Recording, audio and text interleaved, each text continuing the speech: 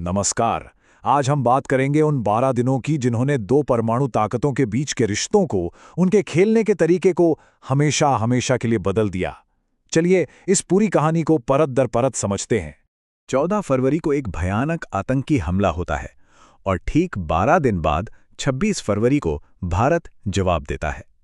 लेकिन इन 12 दिनों के बीच में आखिर हुआ क्या? वो कौन सी प्लानिंग थी, कौन सी रणनीतियां थीं जिन्होंने आने वाले इतिहास की दिशा ही मोड़ दी? तो इस जवाबी कार्रवाई की चिंगारी एक ऐसे कायराना हमले से भड़की थी जिसने सच में पूरे देश को अंदर तक हिलाकर रख दिया था। तारीख थी 14 फरवरी 2019। जम्मू श्रीनगर नेशनल हाईवे पर 300 किलो आरडीएक्स से लदी एक कार सीआरपीएफ के काफिले में घुस जाती है और एक जोरदार धमाका होता है। इस हमले में हमारे 40 जवान शहीद हो गए और इस हमले की जिम्मेदारी ली पाकिस्तान से चलने वाले आतंकी संगठन जैश-ए-मोहम्मद ने। मतलब साफ था कि इसका सरगना मसूद अजहर अब सीधे सीधे भारत के निशाने पर आ गया था। हमले के कुछ ही दिनों बाद एक बहुत ही हाई लेवल सिक्योरिटी मीटिंग हुई और वहां प्रधानमंत्री का संदेश एकदम साफ था। बहुत हुआ, हर बार हम सब्र करते हैं और वो इसे हमारी कमजोरी समझ लेते हैं। इस बार मुझे कार्रवाई चाहिए। बस उसी पल जवाबी कार्रवाई को हरी झंडी मिल चुकी थी। और बस इसी एक फैसले के बाद भारत के सबसे साहसी और खुफिया ऑपरेशंस में से एक की प्लानिंग शुरू हो गई। अब फोकस सिर्फ एक चीज पर था, सही खुफिया जानकारी निकालना और दुश्मन को पूरी तरह धोखे में रखना। अब देखिए, यहां एक दिलचस्प बात यह थी कि इंटेलिजेंस एजेंसीज ने एक ऐसा टारगेट चुना जो पाकिस्तानी फौज का नहीं था, बल्कि सीधे सीधे आतंकवादियों का गढ़ था। बालाकोट का ये कैंप जैश का सबसे बड़ा ट्रेनिंग अड्डा माना जाता था और ये एलओसी से कोई 10-20 किलोमीटर नहीं बल्कि पूरे 70 किलोमीटर अंदर था और इसे चला रहा था मसूद अजहर का साला यूसुफ अजहर। यहां पर ना एक कमाल का मनोवैज्ञानिक खेल खेला गया। दुनिया को दिखाने के लिए वायुसेना के बड़े बड़े अफसर पब्लिक इवेंट्स और पार्टियों में जा रहे थे। दूसरी तरफ रोज रात को भारतीय जेट्स बॉर्डर के पास उड़ के वापस आ जाते थे। धीरे धीरे क्या हुआ, पाकिस्तानी रडार ऑपरेटर्स को लगा कि ये तो रोज का काम है। उनकी सतर्कता कम हो गई। तो अब योजना पूरी तरह तैयार थी। दुश्मन धोखे में था।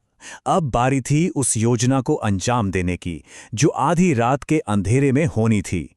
एक ऐसा हमला जिसमें टेक्नोलॉजी और रणनीति का एक जबरदस्त कॉम्बिनेशन देखने को मिला। इस ऑपरेशन के लिए एक खास हथियार चुना गया, स्पाइस 2000 बॉम्ब। अब ये कोई नॉर्मल बॉम्ब नहीं था। इसकी खासियत ये थी कि ये पहले बिल्डिंग की छत को तोड़ता, अंदर घुसता और फिर फटता। मकसद एकदम साफ था, सिर्फ आतंकवादी मारे जाएं, आसपास के किसी भी आम नागरिक को जरा भी नुकसान ना हो। 26 फरवरी की रात मिराज 2000 फाइटर जेट्स का एक ग्रुप एक ऐसी दिशा से उड़ान भरता है जिसकी किसी को उम्मीद नहीं थी।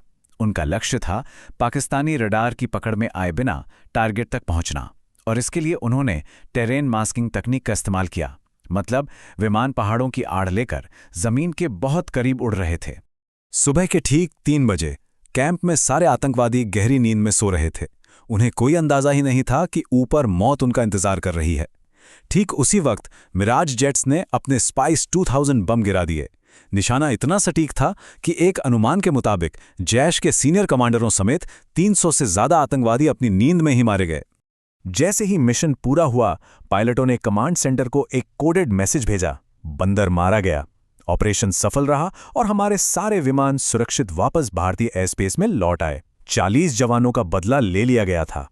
भारत ने तो अपना काम कर दिया था, लेकिन अब कहानी का रुख पाकिस्तान की तरफ मुड़ता है। अब अपनी इज्जत बचाने के लिए पाकिस्तान को जवाबी कार्रवाई करनी ही थी और इसी वजह से आसमान में एक ऐतिहासिक लड़ाई हुई। अगली सुबह, जैसा कि उम्मीद थी, पाकिस्तान ने अपनी नाक बचाने के लिए अपने सबसे बेहतरीन लड़ाकू विमानों को भारतीय सैन्य ठिकानों पर हमला करने के लिए भेज दिया। वो बस ये दिखाना चाहते थे कि वे भी चुप नहीं बैठेंगे। लेकिन यहां ये जानना बहुत जरूरी है कि ये मुकाबला बराबरी का तो बिल्कुल नहीं था। एक तरफ था भारत का 1960 के दशक का मिग-21 बाइसन और दूसरी तरफ था पाकिस्तान का कहीं ज्यादा आधुनिक अमेरिकी चौथी पीढ़ी का F-16 फाइटर जेट। पर जो हुआ उसने हवाई युद्ध की सारी किताबों को ही बदल दिया।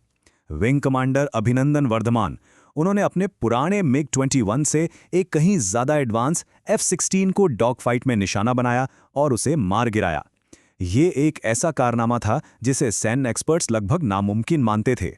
लेकिन इस हवाई जंग का हीरो अब दुश्मन के इलाके में था। इससे एक ऐसा संकट पैदा हुआ जिसने दोनों देशों को लगभग जंग के मुहाने पर लाकर खड़ा कर दिया। अगले 60 घंटे बेहद तनावपूर्ण थे। उस F-16 को मार गिराने के ठीक बाद विंग कमांडर अभिनंदन का विमान भी एक पाकिस्तानी मिसाइल का निशाना बन गया। उन्हें विमान से इजेक्ट करना पड़ा और वो पैराशूट से LOC के पार पाकिस्तानी जमीन पर उतर गए, जहां उन्हें पकड़ लिया गया। पाकिस्तानी सेना की कैद में भी जब उनसे उनके मिशन के बारे में पूछताछ की गई तो विंग कमांडर अभिनंदन का जवाब शांत और दृढ़ था, I am not suppose to tell you that. उनके इस हौसले ने पूरे देश का दिल जीत लिया। नई दिल्ली का संदेश बिल्कुल साफ और सख्त था। हमारा पायलट बिना किसी शर्त के तुरंत वापस चाहिए। इसके साथ ही भारत ने अपनी 9 बैलिस्टिक मिसाइलों को लॉन्च के लिए तैयार कर दिया, नेवी को कराची की तरफ रवाना किया और डिप्लोमैटिक लेवल पर ऐसा दबाव बनाया कि इस्लामाबाद में हड़कंप मच गया। ये संकट जिस तरह से खत्म हुआ, उसने सिर्फ एक पायलट की वापसी नहीं करवाई, बल्कि दुनिया को एक बहुत बड़ा रणनीतिक संदेश भी दिया। तो इस पूरे घटना का असल नतीजा क्या निकला? भारत की सख्त रणनीति पूरी तरह काम कर गई। चौतरफा दबाव में आकर पाकिस्तान के प्रधानमंत्री ने 28 फरवरी को संसद में अभिनंदन को रिहा करने का ऐलान किया और 1 मार्च को wing commander Abhinandan Wagah border से भारत लौट आए।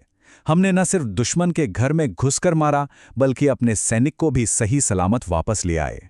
तो इस पूरी कहानी का निचोड़ ये है कि बालाकोट एयर स्ट्राइक सिर्फ एक मिलिट्री ऑपरेशन नहीं था, ये एक घोषणा थी। ये भारत की दशकों पुरानी स्ट्रेटेजिक रिस्ट्रेंट यानी रणनीतिक संयम की नीति का अंत था। पहले क्या होता था, सीमा पार से हमला होता तो जवाब LOC पर ही दिया जाता था। लेकिन बालाकोट ने एक नया नियम बनाया कि अब भारत आतंकवाद के सोर्स पर दुश्मन के इलाके में घुसकर निर्णायक चोट करेगा। ये एक नए भारत का, एक नए आत्मविश्वास का ऐलान था।